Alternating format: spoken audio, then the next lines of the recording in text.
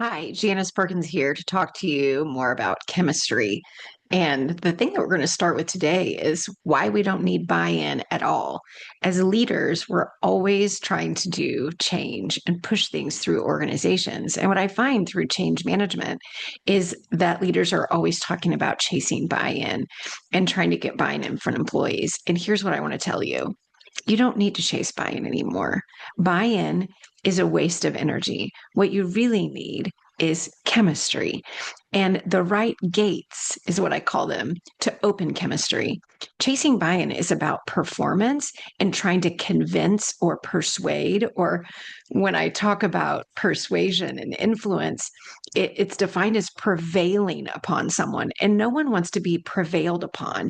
And that's often what buy-in feels like to employees, is that someone's trying to convince me or rush me or push me into something. But chemistry, my research shows that chemistry has 6 invisible gates. And I'm going to tell you more about each of those gates. And when one of them is opened or unlocked, then chemistry emerges and people are on board automatically. And so I want to tell you more about these 6 gates that I found in my research. And one is legitimacy. So there's a perceived competence or credibility or relevant experience that someone has. And that enables me posing you to open the gate and begin to follow. So, if a leader demonstrates competency, credibility, and there is something inside me as an employee or a follower that sees that competence and credibility, it gives me reassurance. It's the beginning of trust, right? It gives me a reassurance that following you isn't dangerous to me. And that is the thing that chemistry creates, right? And that legitimacy. Okay. That's one gate. The second gate is dignity.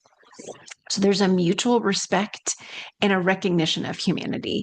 And this is where we've gotten buy-in wrong all along anyway, is I have to recognize your humanity, not my needs, not the company needs, not the company agenda, but a mutual respect that sometimes we can get into change fatigue. And that sometimes I don't understand how change impacts you as a human being or how it impacts your job. And so until I see you respectfully, listen to your words and your questions respectfully, the pace that you need to do your job successfully, and a recognition that you are a human being and you can get fatigued, overwhelmed, dismayed, and feel uncertainty even when I try to give you certainty, then you feel seen, valued, emotionally safe rather than judged, managed, or pushed, right? That's the dignity gate. The third gate is a containment gate. So there are clear structures and boundaries in our relationship, in our department, in our organization, then that gate can open. But oftentimes, what happens is we have inconsistency in our policies, our procedures, our timing, our authority, our leadership. And that inconsistency doesn't give me clear structure or rules or boundaries. I'm not sure if I go this way, if the same rules apply, or if I go that way, the same rules or apply. In the coaching research, what it showed is that I open conversations consistently.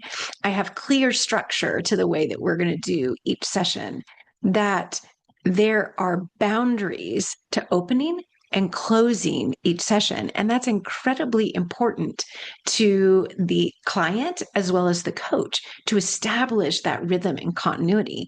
And those defined expectations make sure that the professionalism is reciprocal.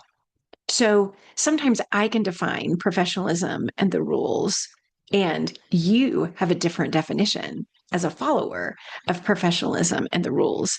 And that's where the defined expectations miss in the air.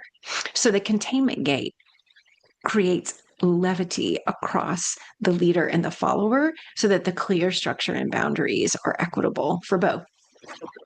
The last one, oh, not the last one, I have a few more to go. The agency gate is next, and that is a readiness and a willingness to engage. So in coaching, we check in on that, right? Like, where are you today based on the goals we met before, or where are you today in your attention span? And oftentimes, as leaders, when we're trying to create followership, we forget to ask for readiness and willingness. We forget to ask and check in what the temperature is for that today. The individual, the follower, gets to choose participation.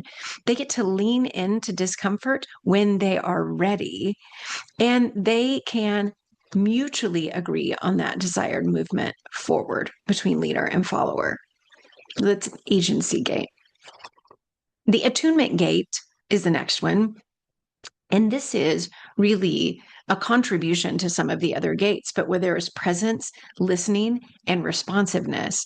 So when we mirror things in conversation, when we do active listening, so I don't just talk at you or I don't pressure you, I listen to your inquiry and allow that to lead the conversation. There's follow up, there is a rhythm exchange, and there's a shared understanding that we create together versus one person creates the understanding and forces the other person to have it.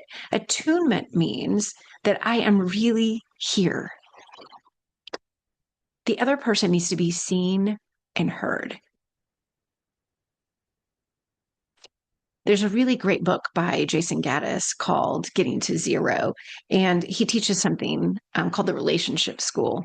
And one of the things that he teaches is the concept of LUFU, LUFU, which is the other person needs to, you have to listen till the other person feels understood. Listen until they feel understood. LUFU is an incredibly big component of attunement. The last gate is the orientation gate. So we have shared direction and mutual commitment. It's mutual orientation. So we have an alignment around goals. So for our department, if we're trying to change something or I'm trying to get buy-in from a group of people to follow, they need to understand that we have an alignment around goals, purpose, outcomes, and growth together. Oftentimes, corporately, as leaders, we forget that followers don't have shared direction and mutual commitment. We know where the organization's going, and we as leaders know what we're committed to do to get it there, that everybody else wasn't asked and they weren't invited. They were just told. And being voluntold doesn't feel very good. So, as followers, people need to, if this is Simon Sinek's why, they need to be a part of the purpose and the directionality, and they need to really understand the why and what their part of it is in part of this. And in order to feel the orientation, the mutual orientation has to be reciprocal in order for that gate to open. And if you think about these six gates and a lot of the concepts that we've been covering in leadership for decades, they haven't clicked in.